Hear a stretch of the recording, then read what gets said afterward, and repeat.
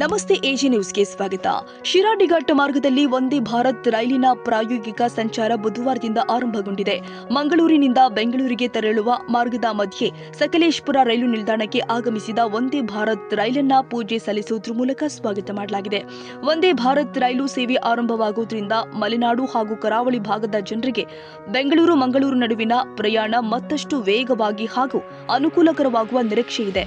ಶಿರಾಡಿಘಾಟ್ ಮಾರ್ಗದಲ್ಲಿ ಪ್ರಾಯೋಗಿಕ ಸಂಚಾರ ಆರಂಭಿಸಲು ಸ್ಪಂದಿಸಿ ಸಹಕರಿಸಿದ ಕೇಂದ್ರ ರೈಲ್ವೆ ಸಚಿವ ಅಶ್ವಿನಿ ವೈಷ್ಣವ್ ಹಾಗೂ ರೈಲ್ವೆ ಖಾತೆ ರಾಜ್ಯ ಸಚಿವ ವಿ ಸೋಮಣ್ಣ ಅವರಿಗೆ ಸ್ಥಳೀಯ ಮುಖಂಡರು ಹಾಗೂ ಸಾರ್ವಜನಿಕರು ಕೃತಜ್ಞತೆ ಸಲ್ಲಿಸಿದ್ದಾರೆ.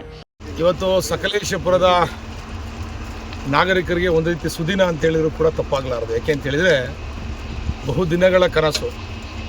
ನಾನು ಕೂಡ ಶಾಸಕನಾದ ಮೇಲೆ ಕೇಂದ್ರದ ರಾಜ್ಯ ರೈಲ್ವೆ ಸಚಿವರಾಗಿರ್ತಕ್ಕಂಥ ವಿ ಸೋಮಣ್ಣ ಅವರನ್ನ ಭೇಟಿಯಾದಂಥ ಸಂದರ್ಭದಲ್ಲಿ ಬೆಂಗಳೂರು ಮಂಗಳೂರು ಒಂದೇ ಭಾರತ್ ರೈಲು ಈ ಭಾಗದ ಜನತೆಗೆ ಅವಶ್ಯಕತೆ ಇದೆ, ಇಂಟರ್ಸಿಟಿ ಕೂಡ ಅವಶ್ಯಕತೆ ಇದೆ. ಸೊ ದಯವಿಟ್ಟು ಈ ಒಂದು ಅವಕಾಶವನ್ನು ನಮ್ಮ ಜನತೆಗೆ ಮಾಡಿಕೊಡ್ಬೇಕು ಅಂತಕ್ಕಂಥ ಮನವಿಯನ್ನು ಮಾಡಿದ್ದು. ಈ ದೇಶದ ಹೆಮ್ಮೆಯ ಪ್ರಧಾನಮಂತ್ರಿಗಳಾದಂಥ ನರೇಂದ್ರ ಮೋದಿ ಅವರ ಕನಸು ಸ್ವಾವಲಂಬಿ ಭಾರತವನ್ನು ನಿರ್ಮಾಣ ಮಾಡಬೇಕು. ಒಂದೇ ಭಾರತ್ ಅಂತಕ್ಕಂಥ ರೈಲನ್ನು ಭಾರತದಲ್ಲೇ ಉತ್ಪಾದನೆಯನ್ನು ಮಾಡಿ ಸಾರ್ವಜನಿಕರಿಗೆ ಅದರ ಉಪಯೋಗವನ್ನು ಕೊಡಬೇಕು ಅಂತಕ್ಕಂಥ ಉದ್ದೇಶದಿಂದ ಒಂದೇ ಭಾರತ್ ಟ್ರೈನನ್ನು ಕಳೆದ 2 ವರ್ಷಗಳಿಂದ ಯಶಸ್ವಿಯಾಗಿ ಈ ದೇಶದಲ್ಲಿ ಓಡಿಸ್ತಿರ್ತಕ್ಕಂಥದ್ದು ನಾವು ಗಮನಿಸಿದ್ದೀವಿ. ಇವತ್ತು ಒಂದೇ ಭಾರತ್ ಟ್ರೈನು ಸಕಲೇಶಪುರಕ್ಕೆ ಟ್ರಯಲ್ ರನ್ಗೋಸ್ಕರ ಇವತ್ತು ಅಪ್ ಟು ಸುಬ್ರಹ್ಮಣ್ಯ ತನಕ ಬಂದಿದೆ. ಎಲೆಕ್ಟ್ರಿಷಿಯನ್ ವರ್ಕು ಕೂಡ ಕಂಪ್ಲೀಟ್ ಆಗಿದೆ. ಇನ್ನು ಕೆಲವೇ ದಿನಗಳಲ್ಲಿ ಸಾರ್ವಜನಿಕರಿಗೆ ಈ ಟ್ರೈನ್ ಮುಕ್ತ ಆಗುತ್ತೆ. ಈ ಸಂದರ್ಭದಲ್ಲಿ ನಾನು ಈ ದೇಶದ ಹೆಮ್ಮೆಯ ಪ್ರಧಾನಮಂತ್ರಿಗಳಂತ ನರೇಂದ್ರ ಮೋದಿ ಅವರು ಇರ್ಬೋದು, ಅಥವಾ ನಮ್ಮ ರೈಲ್ವೆ ಸಚಿವರಾದಂಥ ಅಶ್ವಿನಿ ವೈಷ್ಣವ್ ಅವರು ಇರ್ಬೋದು, ಅದೇ ರಾಜ್ಯದ ರೈಲ್ವೆ ಸಚಿವರಾಗಿರ್ತಕ್ಕಂಥ ನಮ್ಮ ವಿ ಸೋಮಣ್ಣ ಅವರಿಗೆ ಅಭಿನಂದನೆ ಈ ಸಂದರ್ಭದಲ್ಲಿ ಸಲ್ಲಿಸಲಿಕ್ಕೆ ಇಷ್ಟಪಡ್ತೀನಿ. ಯಾಕೆಂತ ಹೇಳಿದರೆ ನಾವೆಲ್ಲೋ ವಿದೇಶದಲ್ಲಿ ಹೋದಂಥ ಸಂದರ್ಭದಲ್ಲಿ ಇಂಥ ಒಂದು ರೈಲ್ಗಳನ್ನ ನೋಡಲಿಕ್ಕೆ ನಮ್ಗೆ ಅವಕಾಶ ಸಿಗ್ತಾಯಿತ್ತು. ಇವತ್ತಿನ ಸಂದರ್ಭದಲ್ಲಿ ನಮ್ಮೂರಲ್ಲೂ ಕೂಡ ಇಂಥ ಒಂದು ರೈಲನ್ನು ನೋಡ್ಬೋದು ಅಂತೇಳಿದರೆ ನಮಗಿಂತ ದೊಡ್ಡ ಪುಣ್ಯವಂತರಿಲ್ಲ ಅಂಥೇಳಿ ನಾನಾದರೂ ಕೂಡ ಈ ಸಂದರ್ಭದಲ್ಲಿ ಭಾವಿಸ್ತೀನಿ. ನಮ್ಮೆಲ್ಲರ ಉದ್ದೇಶ ಒಂದೇ, ಏನು ನರೇಂದ್ರ ಮೋದಿಯವರ ಕನಸಾದ ವಿಕಸಿತ ಭಾರತ ಇದೆ, ಅದನ್ನು ಇವತ್ತು ನಾವು ಕಣ್ಮುಂದೆ ನೋಡಲಿಕ್ಕೆ ಸಾಧ್ಯವಾಗ್ತದೆ.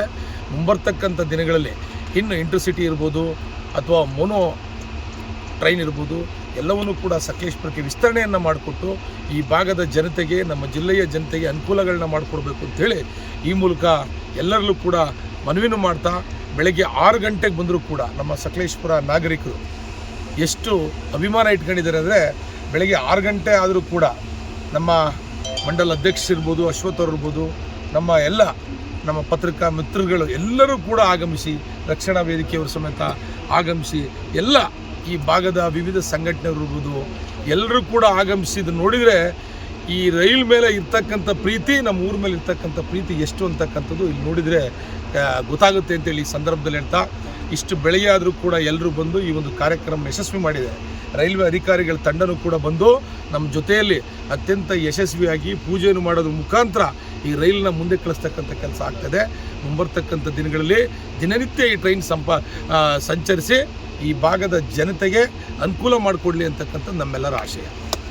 ಹೇಳ್ಬೋದು, ನಾನು ಆ್ಯಕ್ಚುಲಿ ಈ ರಾತ್ರಿ ಬಸ್ಸಲ್ಲಿ ಬರ್ತಕ್ಕಂಥದ್ದು, ಘಾಟ್ ಬ್ಲಾಕ್ ಆಗ್ತಕ್ಕಂಥದ್ದು, ಮತ್ತು ಫ್ಲೈಟು ಸರಿಯಾದ ಸಮಯಕ್ಕೆ ಇಲ್ದಿರ್ತಕ್ಕಂಥದ್ದು ಇವೆಲ್ಲವನ್ನು ನೋಡಿದರೆ ಖಂಡಿತವಾಗ್ಲೂ ಕೂಡ ಈ ಒಂದು ಟ್ರೈನು ಒಂದು ರೀತಿ ಆರಾಮದಾಯಕವಾಗಿ ಬೆಂಗಳೂರು ಮಂಗಳೂರು ಸಂಚರಿಸಿದವ್ರಿಗೆ ತುಂಬ ಅನುಕೂಲ ಆಗಿದೆ ಅಂತೇಳಿ ಈ ಸಂದರ್ಭದಲ್ಲಿ ನಾನು ಹೇಳಲಿಕ್ಕೆ ಇಷ್ಟ. ಎಷ್ಟು ಬೋಗಿಗಳು ಟೋಟಲ್ ಎಷ್ಟು ಬೋಗಿಗಳು ಇವಾಗ ಪ್ರಸಕ್ತ 20 ಬೋಗಿ ನೆಕ್ಸ್ಟ್ ಬರ್ತಾವೆ?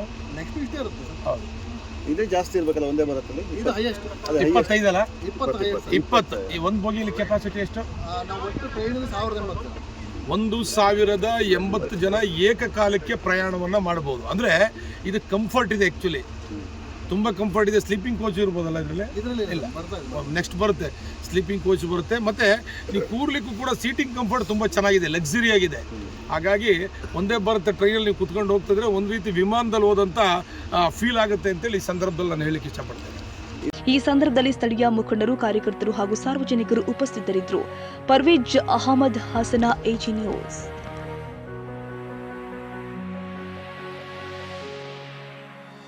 ಕನ್ನಡಿಗರ ಮೆಚ್ಚಿನ ನಿಮ್ಮ ಎಜೆ 24/7 ನ್ಯೂಸ್ ಕನ್ನಡ ವಾಹಿನಿ ಇದೀಗ ಟಿವಿಯಲ್ಲಿ ಲಭ್ಯ. ವೇಳೆ ನೋಟಿಸ್ ಕೊಟ್ಟಿದ್ರೆ ವಾಪಸ್ ತಗೋತೀವಿ. ಇವತ್ತು ವಕ್ಫ್ ಪ್ರಾಪರ್ಟಿ ಅಂತೇಳಿ ಬರ್ತದೆ ಅಂತ ಹೇಳಿದ್ರೆ ರೈತರು ಬೀದಿಗೆ ಬಂದು ಏನು ಮಾಡಬೇಕಾಗತ್ತೆ? ಯಾರು ವೋಟ್ ಹಾಕಲಿಲ್ಲ ಅಂದ್ರೆ ಗ್ಯಾರಂಟಿನೆಲ್ಲ ಸ್ಟಾಪ್ ಮಾಡ್ಬಿಡ್ತೀವಿ.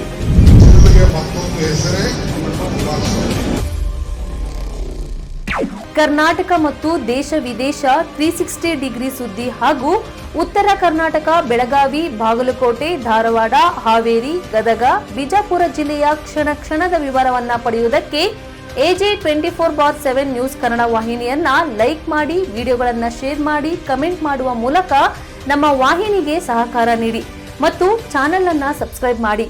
ಧನ್ಯವಾದಗಳು.